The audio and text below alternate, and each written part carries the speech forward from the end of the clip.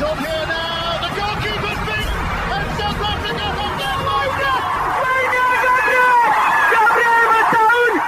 Shagger Sport 2010.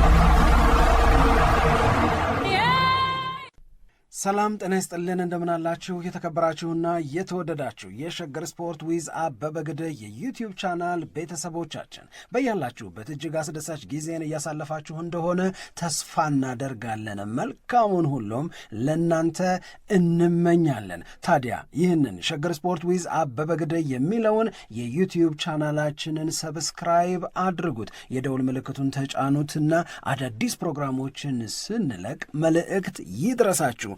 ላይክ በማድረግ እንዲሁም ደግሞ ሊንኩን ለሌሎች በማጋራት በተከታዮች ቁጥር እንድንበዛ የምንሰራቸው ፕሮግራሞችም ብዙ ሰዎች ጋር እንዲደርስ የምታደርጉትን ጥረት አጠናክራችሁ ቀጥሉ እንላለን። እስካሁን ላደረጋችሁልን ድጋፍ፣ እገዛ እና እኛን ለማንቃት ለሄዳችሁት ርቀት በሙሉ ምስጋናችን ትልቅ ነው። በጣም እጅግ በጣም አድርገን እናመሰግናለን።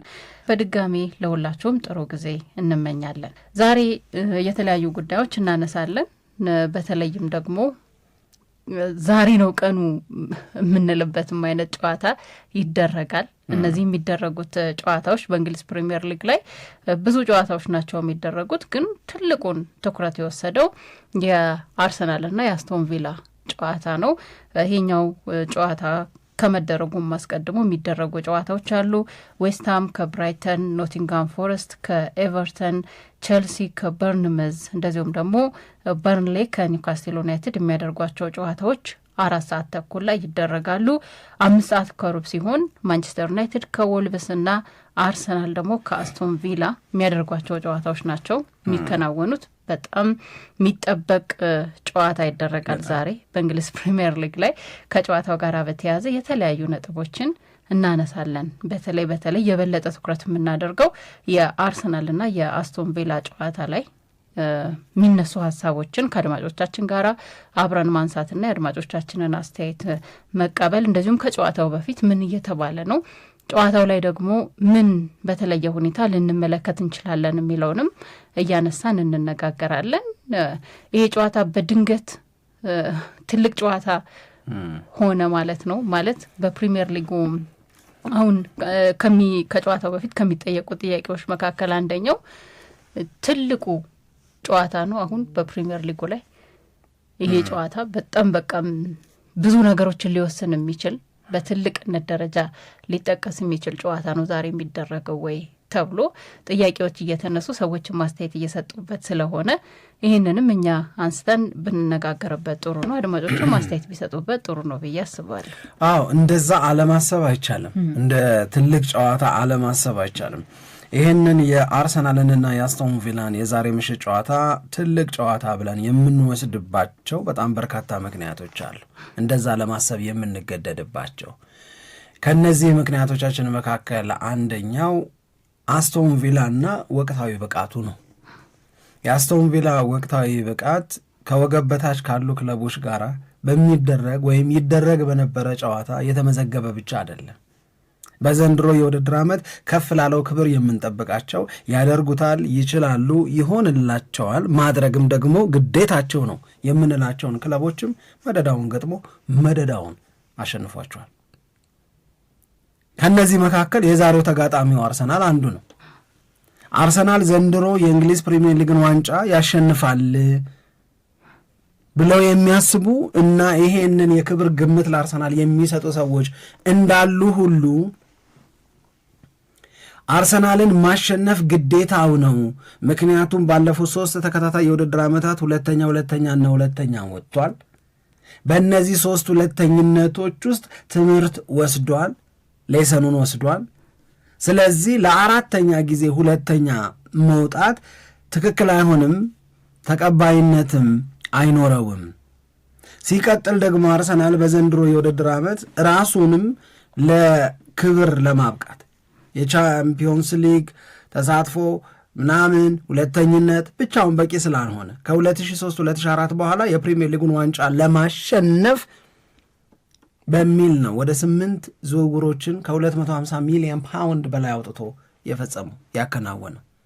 እናም አሁን በእንግሊዝ ፕሪሚየር ሊግ የአርሰናልን ያህል ጠንካራ፣ ሰፊ፣ የሚያምር የሚያስፈራ ስኳድ ያለው የለም ብለን በዛ እስክንስማማ ድረስ አርሰናል በደንብ ተጠናክረዋል። ስለዚህ ከሦስቱ ሁለተኝነቶች ባሻገር በራስ ማጠናከር ላይ አርሰናል የሰራው ስራ ተደምሮ አርሰናል ብዙ ነገር እንዲጠበቅበት ሆኗል። ታዲያ ይሄንን አርሰናልም ጭምር ግን አስቶን ቪላ አሸንፎታል። ይሄ የሆነው ደግሞ ዲሴምበር 6 ነው። ሜዳው ቪላ ፓርክ ላይ የጨዋታ ውጤት 2-1። እንቅስቃሴው በቪላ በኩል በጣም በጣም በጣም የሚያምር አሁን በዛሬው ጨዋታ ላይ ያ የዲሴምበር 6ቱ ሽንፈት ተጽዕኖ ይኖረዋል ወይ? በበጎም በጎ ባልሆነም ነገር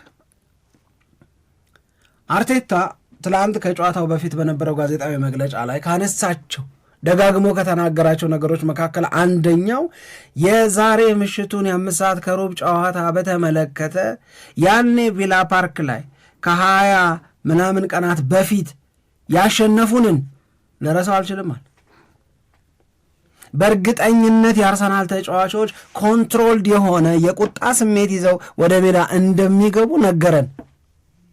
በቃል በቃል ነው ነገር እንቆጣጠረዋለን ስሜታችንን፣ ነገር ግን አንገር ግን አለ ብስጭት፣ ቁጣ፣ ሰርቶ ማሳየት መፈለግ። ያ ሽንፈቱ ብቻውን ሳይሆን የተሸነፍንበት መንገድ ደግሞ ህመሙን አበርትቶብናል ብሎ ነው የሚያምነው አርቴታ። ህመሙን በደንብ ነው ያበረታው ይላል። ምን አርጎ አበረታባችሁ ብትዩ መልስ ለመስጠት ደቂቃ በሌለበት ሁኔታ ነው ያገቡብን። 2-1 ሆነ። የአርሰናል ተጫዋቾች መሬት ተደፉ። የቪላ ተጫዋቾች ተቀያሪዎቹ ምኖቹም ሜዳውን ወረሩት። በቃ አለቀ ጨዋታ። ሪስፖንድ የማድረግ ሪአክት የማድረግ እድልን የማይሰጥ ስለነበረ ይቆጨናል ይላል። ስለዚህ የአርሰናል ዛሬ ሰምሃው በተወሰነ ደረጃም ቢሆን ስለ ሪቬንጅ እያሰበ ያንን ህመም የሚያስረሳ የድል ውጤት ለማምጣት እየተዘጋጁ እንደሆነ 100% በእርግጠኝነት መናገር እንችላለን። ስለዚህ እኛ አልነውም አላልነውም አርቴታ ብሎታል፣ አንለቃቸውም ብሏል። የዛሬው ጨዋታ ላይ ከተጫዋቾቹ ብዙ ነገር እንደሚጠብቅ፣ ለዛሬው ጨዋታ የተለየ ዝግጅት እንደተደረገ፣ አስቶን ቪላ እኛን እንዴት አሸነፈ የሚለው ቪዲዮ በጣም በተደጋጋሚ እንደታየ፣ በዛ ጨዋታ እነሱ በምን በረቱ፣ እኛ በምን ደከምን፣ እነሱ ለምን አሸነፉ፣ እኛ ለምን ተሸነፍን፣ ቪዲዮን ደጋግመን አይተነዋል። እናም ልዩ ዝግጅት ያደረግንባቸው ድክመቶቻችንን ነቅሰን አውጥተናል። ልዩ ዝግጅት ያደረግንባቸው ድክመቶች አሉ። ይሄ ነው እንደዚህ ያደረገን፣ ይሄ ነው እንደዚህ ያዝልኝ እያለ ለቅሞ አውጥቶ እነዚህ ድክመቶች እንዴት ወደ ጥንካሬ ይምጡ ለሚለው ሰርተናል። በዛ በቪላ ፓርኩ ጨዋታ ላይ የሆነውን ነገር ደጋግመው አይተውታል። ደጋግሞ ሲያዩት ደጋግሞ ታመዋል። የጊፍስ ዘም በቃ ፔን ነው የሰጣቸው ሰው። ይሄ እንዲደገም አይፈልጉም። አርሰናል በተለየ ፍላጎት፣ በተለየ አግሬሲቭነስ፣ በተለየ ኢነርጂ ዛሬ ሜዳ ላይ ብታዩት ተረዱት። በዚህ መንገድ ከዛች ቀን ጀምሮ የኖሩትን ኑሮ እነሱ ነው የሚያውቁት። ደግሞ ከዛ በኋላ ከማንቸስተር ዩናይትድ ጋር ከቼልሲ ጋር ከምናምን ጋር አስቶን ቪላ ያደረጋቸውንም ጨዋታዎች ገርበዋል። ምንድን ነው ይሄ ድንገት እየተነሳ ራስ ነብር የሚያደርገው? አስቶን ቪላ ነው ደከመ ስትዩ ዛሬ አይረባም ስትዩ ሁለተኛው 45 ላይ ኮምፕሊትሊ የተለየ ቡድን ሆኖ የሚቀርብበትን አቅም በምን እና እንዴት ነው የሚያገኘው፣ ይህንን እንዴት ማቆም ይቻላል የሚለውም ላይ ዝግጅት ተደርገዋል። ስለዚህ ሁለት መሰረታዊ ነገሮች አሉ ሳምሪ። አንድ፣ ጨዋታው ዲሴምበር 6 አስቶን ቪላ አርሰናልን ባያሸንፈውም ወሳኝ ነው። በመሸናነፋቸው ብቻ እኮ አይደለም፣ ያኔ ቪላ ስላሸነፈው ያሸነፈበት መንገድ እሱ ያባብሰው ይሆናል እንጂ የጨዋታውን ትርጉም፣ የጨዋታውን ፋይዳ፣ የጨዋታውንና በዚህ ጨዋታ ላይ የሚመዘገበውን ውጤት አስፈላጊነት ያባብሰው ይሆናል እንጂ አንድ ነገር በእርግጠኝነት የምነግርሽ ያ ጨዋታ ባቻም ውጤት ተጠናቆ ቢሆን ኖሮ የዛሬው ጨዋታ በጣም ወሳኝ ይሆን ነበረ። ለምን ያልሽኝ እንደሆነ በአስቶን ቪላ ነጥብ መጣል ለአርሰናል መጥፎ ነው። በቪላ ነጥብ መጣል ኡናይ ኤምሬና የቪላ ሰዎች ደስተኛ አይሆንም፣ ይርቃሉ። ከነማን? ከነሲቲ ይርቃሉ። ከነማን? ከራሱ ከአርሰናል። ስለዚህ ለቪላም ለአርሰናልም በዛሬው ጨዋታ ላይ መጥፎ ውጤት መመዝገብ ማለት ከባድ ነው የሚሆነው። እዚህ ላይ ግን ምን ትጨምሪበታለሽ? ከሊቨርፑል አሸንፎታል ለምሳሌ ያለ አርሰናልን ሶቦስ ላይ ጎል አገባ፣ 1-0 አለቀ። ዱ ዩ ቲንክ ያ ጨዋታ ተሸንፈዋል፣ እንደገና በቪላም ተሸንፈዋል፣ ሁለቴ ነው የተሸነፉት። በሁለቱ ሽንፈቶች መካከል የሽንፈት ምንም ልዩነት የለውም አይደለ? ኖርማሊ ስትመለከቱ ያማሸነፋቸው የማሸነፋቸው ነው። ግን በፍጹም ስለ ሊቨርፑል ሽንፈት ግን ብዙ ሰው የሚያወራው አይደል። ስለ ቪላ ሽንፈት ግን ያወራሉ። ስለ ቪላ ሽንፈት ግን ህመም እንደፈጠረባቸው ግን አርቴታም በጣም በተደጋጋሚ እየተናገረ ነው ያለ። ይሄ መልስ የሚፈልግ ሽንፈት ነው ያለው። እሱ መልስ ይፈልጋል። ከዚህ በፊትም በነበሩት የዋንጫ ጉዟቸው ላይ ነጥብ ካስጣሏቸው ክለቦች መካከል አንደኛው እኮ አስቶን ቪላ ነው አርሰናልን ያያሉ በብዙ ባለፉት ተከታታይ የውድድር ዓመታት ለአርሰናል ዋንጫ ማጣት ምክንያት ከሚባሉ ክለቦች አንዱ አስቶን ቪላ ያያለ ነው። ደግሞ ዘንድሮ ዲሴምበር 6 ላይ ያ 2-1 ውጤቱ ማሸነፍ በአስቶን ቪላ በኩል የመጣው። ስለዚህ ተደራራቢ ነገር አለ በአርሰናልና በአስቶን ቪላ መካከል። የሆነ በጣም የጋለ ስሜት ቢፈጠር ከዚህ በኋላ በሚደረጉትም ጨዋታዎች ዛሬም በሚደረገው ጨዋታ ላይ ቢፈጠር የምንረዳው ነው፣ ደግሞ መሆንም ያለበት ነው ብዬ ነው ማስበው። እንደነዚህ አይነት ሁኔታዎች ተፈጥረው ዝም ብለው እንደ አንድ ኖርማል ጨዋታ በውድድር ዓመቱ ላይ እንዳለ አንድ መርሃ ግብር ከቆጠሩት ልክ አይሆንም። ለተመልካችም የሚስብ ነገር አይኖረውም። በቃ እልህ በደንብ ያስፈልጋል በሁለቱም በኩል። ለአስቶን ቪላም ቢሆን ይህንን ጨዋታ ማሸነፍ እኮ ከአርሰናል ጋር ያለውን ነጥብ እኩል ያደርግለታል እና ለአስቶን ቪላም እንዲሁ ዝም ብለን በቀላሉ የሚመለከተው ጨዋታ ነው ብለን አናስብም። ግን በንጽጽር ስታስቀምጠው ለአስቶን ቪላ ነው ወይንስ ደግሞ ለአርሰናል ነው ይሄኛው ጨዋታ የበለጠ ወሳኝ በጣም ትልቅ የሚለውን ግን ብንወስደው ያው ለአርሰናል ነው የሚሆነው። ምክንያቱም አርሰናል ቅድም አንተን በዘረዘርከው ከዚህ በፊትም በተደጋጋሚ እንደሚነገረው ራሱን እንዴት እንዳጠናከረና ለዋንጫ ብቁ ለማድረግ እየሰራ እንደሆነ፣ በተለይ የዘንድሮ የውድድር ዓመት ደግሞ ከዋንጫ ማንሳት ጋራ ምን ያክል ትልቅ መጠበቅ በደጋፊዎቹ ዘንድ እንዳለ ይታወቃል። እና እያንዳንዱን ጨዋታዎች እንደውም አንዳንድ ቦታዎች ላይ የሚገለጸው ነገር ምንድን ነው? ለአርሰናል ከአሁን ጀምሮ እስከ ሜይ ድረስ ያሉ ጨዋታዎች በሙሉ ወሳኝ ናቸው። እያንዳንዱ ጨዋታ በጣም ወሳኝ ነው። ምክንያቱም ዋንጫ ለማንሳት እየተፎካከረ የሚገኝ ክለብ ነው እና የአስቶን ቪላ ጨዋታ የበለጠ ወሳኝ ነው።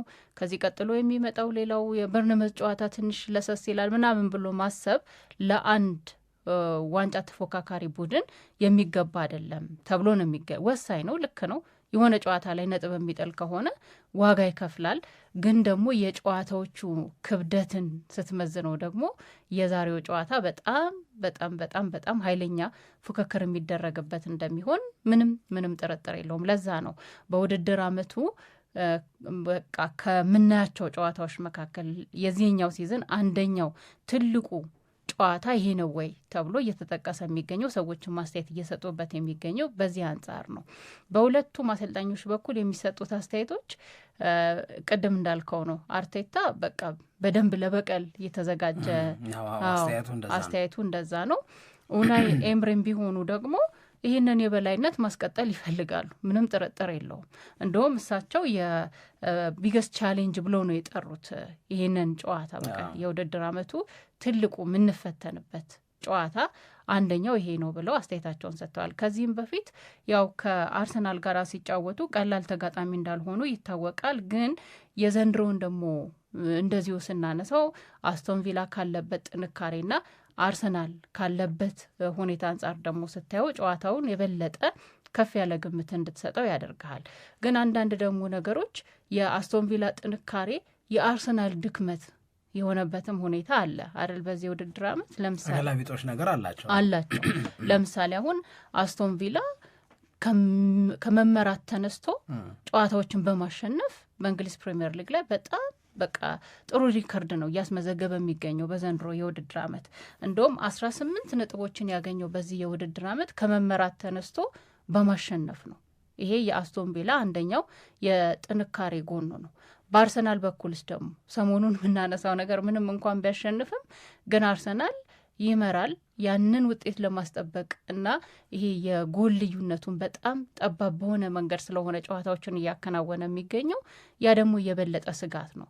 አስቶን ቪላ ከመመራት ተነስቶ ጨዋታ የሚያሸንፍ ከሆነ አርሰናል እየመራ መጨረሻ ደቂቃዎች ላይ በጣም ስጋት ውስጥ የሚጥል ከሆነ ያንን የአስቶን ቪላን ጥንካሬ ደግሞ ሊጠቀም ይችላል። አስቶን ቪላ አንደኛው መገለጫው እሱ ስለሆነ ማለት ነው።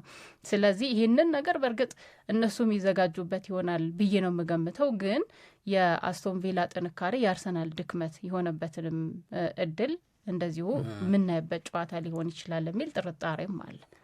አዎ ነው። ግን ምንድን ነው እኔ ደግሞ ምለው ምንድን ነው አሁን ያልሻቸው ነገሮች በሙሉ ትክክል ናቸው። በነገራችን ላይ በዚህ ጨዋታ ዙሪያ የሚሰጡ አስተያየቶችን ስትመለከቺ አብዛኞቹ የሚናገሩት አንድ ነገር አለ። የኡናይ ኤምሬን ጉብዝና ይናገራሉ። ይህንን መካድ አይቻልም። አንድ አሰልጣኝ ጨዋታውን በሚጀምርበት ሳይሆን ጨዋታውን በሚጨርስበት ጥረት ጉብዝና እና ውጤታማነት ይለካ ከተባለ ኡናይ ኤምሬ በዚህ ወቅት የፕሪሚየር ሊጉ ምርጥ አሰልጣኝ አይደሉም ወይ ብለው የሚጠይቁ ሰዎች ናቸው። ለምን ይሄንን ክብር ትሰጧቸዋላችሁ ቢባል ይሄንን ክብር የሚወስዱበት በጣም ብዙ ምክንያት አለ። ለምሳሌ ባለፈውም ስናነሳ እንደነበረው ከዘንድሮ የውድድር ዓመት ከመመራት እየተነሱ 18 ነጥብ ሰብስበዋል። ከመመራት ተነስተው ያሸነፉባቸው ጨዋታዎች በጣም ብዙ ናቸው። ኢንክሉዲንግ ቼልሲ እየተመሩ ነበር። ከአርሰናልም ጋር እኮ ተመርተው ነበራል። እንደዚህ እየተመሩ ብቻ የሆነ ጥሩ ውጤትን ያመጣል። ይሄ ዝም ብሎ የሚመጣ አይደለም። ለምን ተበለጥን፣ ለምን ተመራን ለሚለው ጥያቄ ፕራክቲካሊ ኤንድ ታክቲካሊ መልስ ስለሚሰጡ ነው ኡናይ ኤምሬ። ስለዚህ አሁን ለምሳሌ በበቀደሙ የቼልሲና የቪላ ጨዋታ ላይ ተቀይሮ የገባው ኦሌ ዋትኪንስ 2 ጎል አገባ። ከሱ በተጨማሪ እነ ኦናናም ተቀይረው ገብተዋል፣ እነ ጄደን ሳንቾም ተቀይረው ገብተዋል። ከዛ ቅያሪ በኋላ አስቶን ቪላን መቋቋም ለቼልሲ በጣም አስቸጋሪ ሆነ፣ በጣም ከባድ ሆነ። ስለዚህ ኦሌ ዋትኪንስ 2 ጎል ካገባ በኋላ ምን ብሎ ገለጸው ኡናይ ኤምሬ? ታክቲካል ጂኒየስ ነው አለ። ታክቲካል ጂኒየስ ነው አለ። በቃ ይሄ ነገር እንዲህ ባለ መንገድ እርማት ሊደረግበት ይገባል ይላል፣ ያደርገዋል። ከዛ በኋላ ጌሙ ሙሉ በሙሉ ሪቨርስድ ሲሆን ታየዋላል። ይሄንን የሰውየውን ጉብዝና ታክቲካል ጂኒየስ ብሎ የሚገልጸው ግን ኦሌ ዋትኪንስ ብቻ አይደለም። ሌሎችም ሰዎች ይሄንን ይናገራሉ፣ ሌሎችም ሰዎች ይሄንን ይስማማሉ። የእንግሊዝ ፕሪሚየር ሊግ በጣም ምርጥ የሚባሉ አሰልጣኞች አሉት። አርቴታ ጎበዝ አሰልጣኝ ነው፣ ጋርዲዮላ ምርጥ አሰልጣኝ ነው ምናምን እያልን በጣም ጥሩ ጥሩ አሰልጣኞችን ልንጠራ እንችላለን አይደል? ግን አሁን ከረንትሊ አሁን ባላቸው ውጤት እና ውጤቱን ባመጡበት መንገድ እንመዝን ከተባለ ለኡናይ ኤምሬ ትልቅ ክሬዲት ነው የሚሰጠው፣ በጣም ትልቅ ክሬዲት። ለምን ይህንን እንሰጣለን ከተባለ ለምሳሌ አስቶን ቪላ እንዴት ያለ ቡድን ነበረ ኡናይ ኤምሬ ሲረከቡት? 17ኛ ላይ የሚንከላወስ ስቴቨን ጄራርድ አሰልጣኝ የነበረበት፣ ከዛ በኋላ ስቴቨን ጄራርድን ካሰናበቱ በኋላ ኡናይ ኤምሬ ከተቀየሩ በኋላ አስቶን ቪላ እንዴት ነው ትራንስፎርምድ የሆነው? የእውነት እንነጋገር ከተባለ ያኔ በጄራርድ ጊዜ እኮ ይሄ ቡድን ለፕሪሚየር ሊግ አይሆንም፣ ለፕሪሚየር ሊግ አይመጥንም፣ አስቶን ቪላ ደክሟል፣ አቅቶታል፣ ሌቭሉ ሻምፒዮንሺፕ ነው ተብሎ እኮ ይነገር ነበረ። አሁን ቻምፒዮንስ ሊግ ላይ ያለ ነው። አሁን ለፕሪሚየር ሊጉ ዋንጫ ተፎካካሪነት ሁላችንም ተገደን እያጨነው ነው፣ ፈለግንም አልፈለግንም። በዚህ ከሻምፒዮንሺፕ እጩነት ወደ ቻምፒዮንስ ሊግ ተሳታፊነት፣ ወደ ፕሪሚየር ሊጉ ዋንጫ አሸናፊ ተገዳዳሪነት በመምጣት ሂደት ውስጥ የኡናይ ኤምሬ ማጂክ አለ እዚህ ውስጥ ነው አለ። በቃ እዚህ ውስጥ ምንም ልናደርገው አንችልም። ይህን ልንክድ አንችል። በደንብ አድርገው አስቶን ቪላን ቀይረውታል። ለዛም ነው የአስቶን ቪላ ደጋፊዎች በደንብ አድርገው ፕራውድ ያደርጋል። ሁለተኛው ነገር ለበጣም ትልልቅ ለሚባሉት የአስቶን ቪላ ተጋጣሚዎች፣ ለፕሪሚየር ሊጉ ጉምቶች ኡናይ ኤምሬ እኮ ፈታኝ ናቸው፣ አስቸጋሪ እኮ ናቸው። አሁን አንድ መረጃ ልንገርሽ፣ አርሰናልና አርቴታን እናደንቃለን አይደል? በውጤታማነታቸው በጥሩ ቡድን መገንባታቸው ከማንም በላቀ እና በጨመረ መጠን የፕሪሚየር ሊጉን ዋንጫ ማሸነፍ አለባቸው እንላለን አይደል? አርሰናልን እና አርቴታን በጣም ከሚፈትኑ በጣም ከሚያስቸግሩ አሰልጣኞች መካከል ኡናይ ኤምሬ ነው አንዱ። ይሄንን የአርቴታ ሊስት ፌቨራይት የሚባሉ ወይም አርቴታ የማይመርጣቸው ተጋጣሚዎቹ መጡብኝ የሚላቸው ተጋጣሚዎቹን ዘርዝሩ ብንባል ኡናይ ኤምሬ፣ ፔፕ ጋርዲዮላ፣ ሉዊስ ኤንሪኬ፣ ሆዜ ሞሪኒዮ ናቸው። ኡናይ ኤምሬ እዚህ ውስጥ አሉ። ከአርቴታና ከአርሰናል ላይ ነጥብ መውሰድን በደንብ አድርገው ያውቃሉ። አለማክበር አንችል። አርሰናልን መውደድ አንድ ነገር ነው። አርሰናልን መደገፍ አንድ ነገር ነው። ለአርሰናል በጎውን መመኘት አንድ ነገር ነው። ነገር ግን አርሰናልን መውደድ፣ አርሰናልን መደገፍ፣ አርሰናልን እና ለሱ የሚሆነውን በጎ ነገር መመኘት እውነት ክዶ ግን አይደለም። አሁን ቀደም ሲል አንቺ የጠቀስሽው ነገር አለ። ባለፉት ዓመታት አርሰናል ዋንጫ ለማጣቱ እገሌ ነው እንጂ ነጥብ ያስጣለን የሚባል ክለብ የምንመርጥ ከሆነ አስቶን ቪላን ነው የምንመርጠው። የኡናይ ኤምሬን ቡድን ነው የምናነሳው። ስለዚህ የዘንድሮ የተለየ መሆን መቻል ካለበት አርሰናል ሪስፖንድ ነው ማድረግ ያለበት፣ መልስ ነው መስጠት መቻል ያለበት። እኔ አሁን ዛሬ ምን ትጠብቃለህ ብባል በእርግጠኝነት የተለየውን አርሰናል እጠብቃለሁ ዛሬ። ካልሆነ ግን ግንባር ቀደሙ ወቃሹ ነኝ። ይሄ የሙት መንፈስ ይዞ ከመጣ ልፍስፍስ ካለ እነዚህን ያለፉትን ጨዋታዎች አይነት ስህተት የሚደግም ከሆነ በጣም ነው የሚያበሽቀኝ። የእውነቴን ነው የምነግርሽ። ምክንያቱም ወሬ ብቻ መሆን የለበትም። እስካሁን ህመም ላይ ነን እያለ ነው አርቴታ። እስከ አሁን ትዝ ሲለው ያመዋል፣ ፊልሙን ሲያይ ያመዋል፣ ለዛሬው ጨዋታ ሲዘጋጅ ያመዋል። በተወሰነ ደረጃ ያ ህመም ደጋፊዎቹ ላይ ተጫዋቾቹ ላይ ያለውን ስሜት የምናንጸባርቅበት ልዩ ዝግጅት አድርገናል አለ። ሞር አግሬሲቭ ይሆናሉ ማለት ነው፣ ሞር ኢነርጄቲክ ይሆናሉ ማለት ነው። ከቻሉና ከበረቱ አስቶን ቪላን ቀጥቅጠው ማሸነፍ የአርሰናል የዛሬ ምኞቱን ያሳካዋል አያሳካውም ሌላ ነገር ነው። ምክንያቱም እዛም ቤት እሳት አለ፣ እዛም ቤት ለንቋሳ አይደለም ያለው። ግን አርሰናል ሩዝለስ መሆን አለበት። ሩዝለስ ማለት አይምሬ መሆን መቻል አለበት። ምኑ ጋር? ግብ አካባቢ ማለት ኤሚሊያኖ ማርቲኔዝን አልፎ ጎል ማስቆጠር መቻል አለበት። የቪላን ተከላካይ እያለፉ የሚፈጥሯቸው የግብ ዕድሎች በሚሰለፉ ተጫዋቾች ኮሬሽን በዩ፣ ጋብርኤል ሱስም በዩ፣ ማርቲኔሊም በዩ፣ ትሮሳርድም በዩ፣ ሳካም በዩ፣ ማንም ይሁን ማን አባካኝነት መቀነስ መቻል አለበት። ይሄንን ካላደረጉ ይቸገራሉ። ምክንያቱም ኦል ኦፍ ኤ ሰደን ዊ ዶንት ኖ ዌር ዩ ዶንት ኖ ዌን፣ ግን አስቶን ቪላ የሆነ ነገር የማድረግ ዕድሉ በጣም ሰፊ። ታክቲካሊ ጂኒየስ ነው ካልሽው አርሰናል ምን ይዞ ሊመጣ እንደሚችል ፕሬዲክት ያደርጋል ሰውየው ማለት ነው። አይቶም ደግሞ እሱን ደግሞ እንዴት ማቆም እንደሚቻል ለእሱ እንዴት መልስ መዘጋጀት እንዳለበትም ደግሞ ያውቃል። ይሄ የመጀመሪያ ዝግጅቱ አሁን ሳምሪ እንዳልሽው ፉርሽ ከሆነ አይቶ ደግሞ እንደገና ስሎ መምጣት ይችላል አስቶን ቪላ። ዛስ ዋይ በጣም ከባድ ጨዋታ ነው የምንለው። ነገር ግን ምንም ይሆን ምን አርሰናል መስቢገትድ ልበ ሙሉ ሆኖ መምጣት መቻል አለበት። ማንነቱን ማሳየት መቻል አለበት። ዛሬ አርሰናል ለኔ የፕሪሚየር ሊጉን ዋንጫ ለማሸነፍ ብዙዎች ግዴታ ጥለውበታል አይደል? እኔ የምጥልበት ብቸኛ ግዴታ ግን ዛሬ አስቶን ቪላን በደንብ አሳምነው ማሸነፍ መቻል አለበት። ግን ዛሬ ቢሸነፍ አርሰናል ቢሸነፍ በዋንጫ ተፎካካሪነቱ ወይም በዋንጫ ማንሳቱ ላይ የሚኖረውን ተጽዕኖ እንዴት ነው የምትገልጸው? ከዚህ በፊት እንዳልኩት ነው የምለው ዛሬ የሚረጋገጥም ዛሬ የሚያበቃ ምንም ነገር የለም። ምንም ነገር አርሰናል በአስቶን ቪላ ጋር በነጥብ እኩል ይሆናል ቢሸነፍ፣ በማንቸስተር ሲቲ ይበለጣል። በቃ ግን አርሰናል ስቲል ኮንቴንደር ነው። ዋንጫውን ስቲል የማሸነፍ እድል አለው፣ በእጁ ማስገባት መልሶ ይችላል። ምክንያቱም እያወራን ያለ ነው እኮ ስለ 19 ቀሪ ጨዋታዎች ምልሽ ይህንን ያህል ሲል የሆነ ነገር ላስብ አልችልም። አርሰናል እኔ ጠንካራ ነው።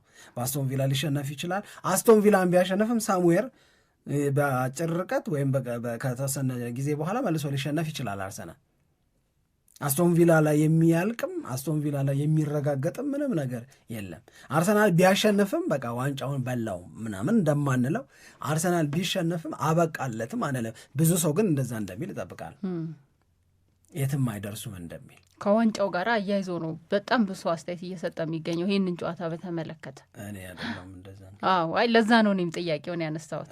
ለዛ ነው ሰዎች ከጨዋታው ጋር በተያዘ ምን እያሉ ነው የሚለውን ነገር እንደዚሁ ስታይ በአብዛኛው በቃ የዛሬውን ጨዋታ የሚሸነፍ ከሆነ ማንቸስተር ሲቲ የደረጃ ሰንጠረዥ መሪነቱን ይቆጣጠራል። ከዛ በኋላ ማንቸስተር ሲቲን አንዴ መምራት ከጀመረ በኋላ እንደገና እንዲወርድ መጠበቅ በጣም ሞኝነት ነው፣ ብዙ ነገሮችን የሚቀይር ጨዋታ ነው ብለው አስተያየት የሚሰጡ ሰዎች አሉ። ግን ሳይኮሎጂካል ቀላል አይደለም የለውም።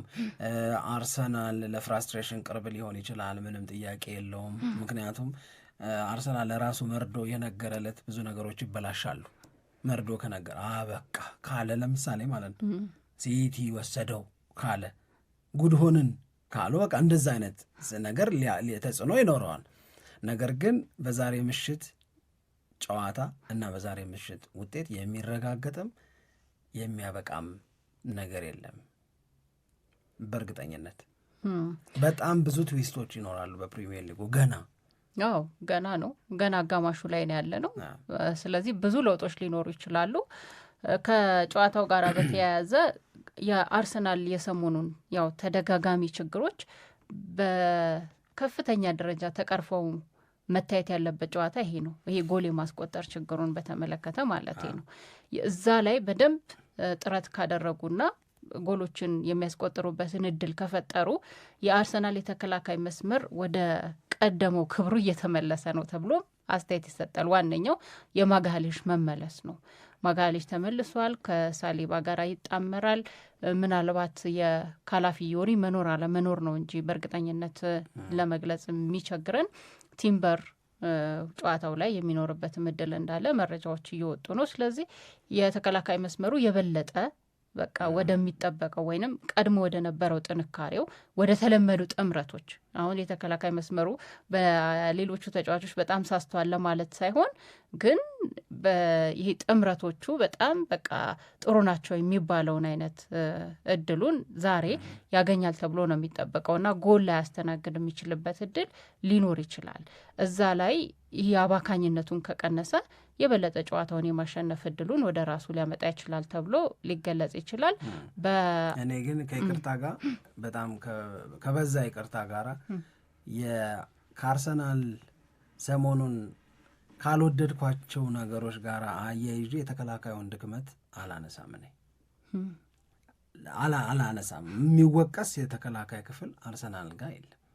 አንድ ቡድን ተከላካዩ ጠንካራ ነው ምናምን የምንለው ጎል ሳይገባበት ሲቀር ብቻ አይደለም። ጎል ኢነቪተብል ነው፣ ላይቀር የሚችል ነገር ነው። ሊገባ ይችላል። የምትችውን ነገር በሙሉ አድርገሽ ጎል ሊገባ ይችላል። ላልገቡት ጎሎች እናደንቃለን። ለምሳሌ የውድድር ዓመቱ መጨረሻ ላይ አርሰናል የፕሪሚየር ሊጉን ዋንጫ ሲያሸንፍ ለአርሰናል ድል ማድረግ በምክንያትነት ከምንጠቅሳቸው ነገሮች መካከል አንደኛው በእርግጠኝነት ነው የምነግርሽ፣ አንደኛው የሚሆነው ብራይተንና አርሰናል ሲጫወቱ ሚንቴህ የመታውን ኳስ በረኛው ያዳነበትን እንዴት አዳነው። ያቺ 2 ነጥብ ልንል እንደምንችል ዛሬ ይሰመርልኝ። የአርሰናል የፕሪሚየር ሊግን ዋንጫ ፋይናሊ ማሸነፍ ዘንድሮ እኮ ብለን ክለሳ ስንጀምር እቺ ሚንቴህ የመታትን ኳስ ዴቪድ ራያ ያዳነበት ብለን እንጠራል። ዴቪድ ራያ ጎል እየገባበት ነው ግን አይደል? ሂስ ሂውማን አፍተር ኦል ምንም ሊያጋጥም ይችላል። ሳሊባም እያለ ማጋሌሽም እያለ ጎል እኮ የገባበት ጨዋታ እኮ አለ። ይህንን እንዳለ አስቀምጠ ነው ኦልሞስት ክሎስ ቱ ፐርፌክት ነው ለእኔ አርሰናል ጎል እየገባበት ያለው ነገር ያ ተከላካዩን ክፍል የሚያስወቅስ ምናምን ነገር አለ። ይሄ ናው ኤንድ ዜን የሚሳሳት ስህተት እየሰራ በስህተቱ ምክንያት ጎል እያስተናገደ እንዳለ አድርጌ አልወስደውም። እውነቴን ነው የምነግርሽ። እኔ ለምሳሌ ማንቸስተር ዩናይትድ ላይ ለሚገቡ ጎሎች ተከላካዩን እንደምንወቅሰው ሌኒዮሮ 2-1 አይነት ጎል እንዴት ይገባበታል ሮጀርስ ብለን እንደምንወቅሰው አይነት አንድ የአርሰናል ተከላካይን እዚህ ላይ በዚህ ወቅሰዋለሁ እዚህ ላይ በዚህ ወቅሰዋለሁ የምትሉት ካለ ይምጣና እጅ ልስጥ። እኔ ግን የለኝም እንደዛ ምንም። ተራራ የሚያክል ችግር እያለ ለምንድነው ስለ ተከላካዩ የምናወራው የሚለው ግን ሁሌም ለእኔ ግራ ያጋባኛል። ተራራ የሚያክል የገዘፈው የአርሰናል ችግር አባካኝነቱ ነው።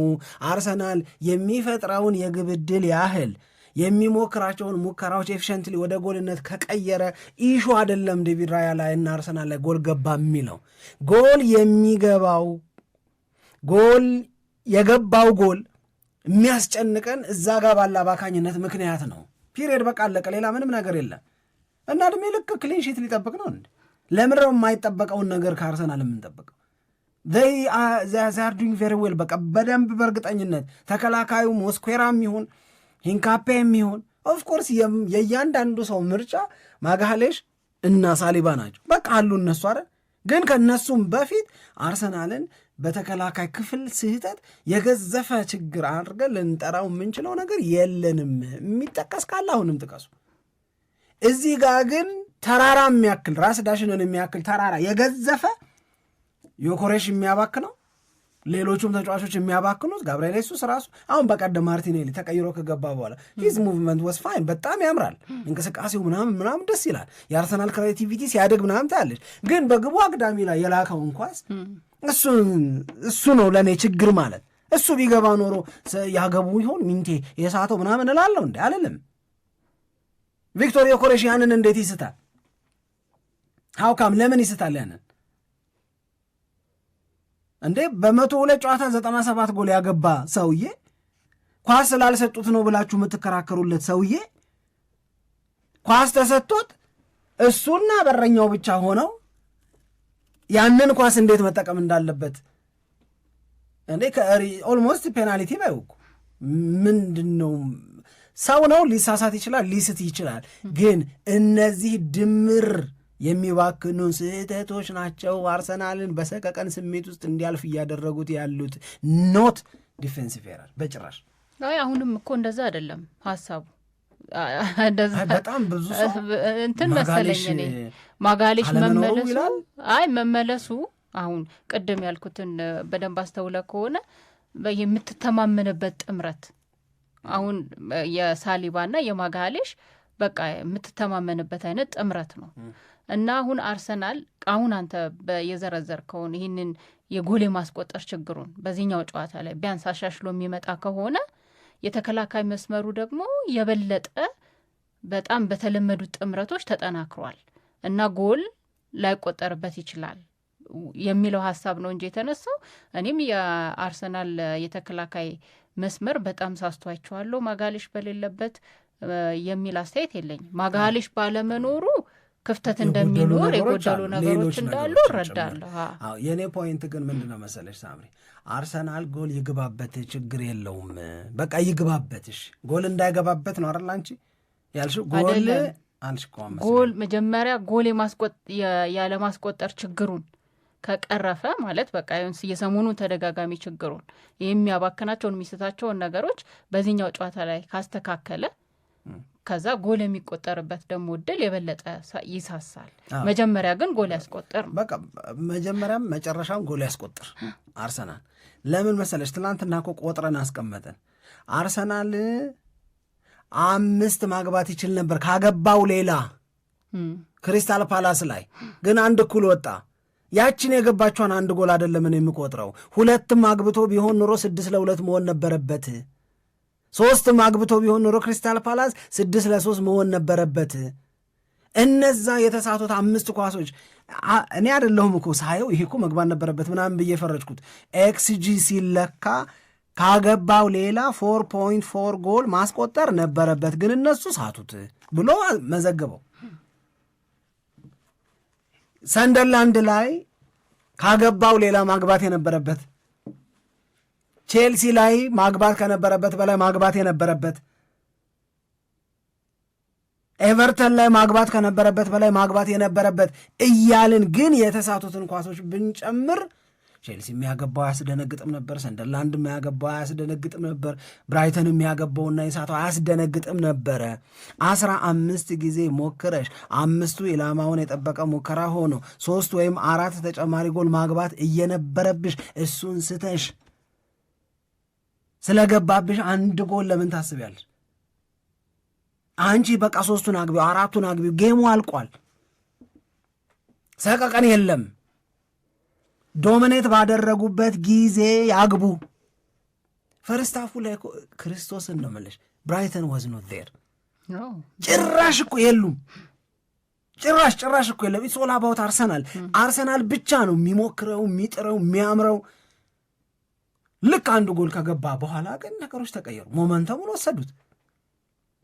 ያኔ ነው ፍርሃት የመጣው፣ ያኔ ነው ኤምሬትስ ጸጥ ያለው። እዚህ ጸጥታ ውስጥ ተደጋፊዎቹ የገቡት በበለጡ ጊዜ አርሰናል ማግባት ይገባው የነበረው እንኳ ስላላገቡ ነው። 6-2 ማለቅ የሚችለውን ጨዋታ 1-1 እየወጣሽ ተከላካዩ አይደለም ተከላካዩ አይገባበት፣ በቃ ግን ቢገባበትም ችግር የለውም እነዛ እስካገቡ ድረስ። አንድ የመጨረሻ ነገር ልንገርሽ፣ ለቪክቶር ዮኬሬሽ የሚሰጥ ምክር አለ። ለብቻው አባራት ደስ ይለኝ። ቪክቶር በእውነት እንትና ነው የመከረው፣ ጋሪ ሊኔከር ምን ብሎ መከረው? መጀመሪያ ሰሞኑን እንደ ቪክቶር ዮኬሬሽ የተከታተልኩት ሰው የለም አለ። እንደሱ የተከታተልኩት ለምንድን ይሄ ልጅ ያልሆነለት ብዬ አለ። ጋሪ ሊኔከር እንግዲህ ዋን ኦፍ ዘ ቤስት ፕሌየር። ምንድን ነው የቪክቶር ዮኬሬሽ ችግር ለምን አቃተው ብዬ አየሁታል፣ በደንብ አጠናሁታል። አንድ ያስተዋልኩት ችግር ምንድን ነው አለ፣ ኳስ እሱ ጋር እስኪመጣ ይጠብቃል። ጓደኞቹን ለመስጠት ይሞክራሉ። ኳሱ የተሰጠው ኳስ ደረሰ እያለ እንደሚጠብቅ ሰው ሆኖ ይጠብቃል። እሱ ለመጠቀም የሚሞክረው ኳሱን እሱ ጋር ሲደርስ ነው። ኦኬ አልኩና አለ ካልቨርት ሉዊንን አየሁታል። አሁን ከረንትሊ ቤስት ስትራይከር እሱ፣ ባለፉት 6 ጨዋታዎች 6 ጎል ምናምን አግብቷል። ሳየው ወደ እሱ የሚላከውን ኳስ ቀድሞ ሄዶ ያገኘዋል ኳሱን አለ። ተከላካዮቹን እንዳያውቁበት፣ እንዳይገምቱት፣ የእሱን እንቅስቃሴ ለመግታት እንዲቸገሩ ያደርጋላል። ስለዚህ ቪክቶር ዮኬሬሽ መሻሻል የምትፈልግ ከሆነ ካልቨርት ሉዊንን እየው።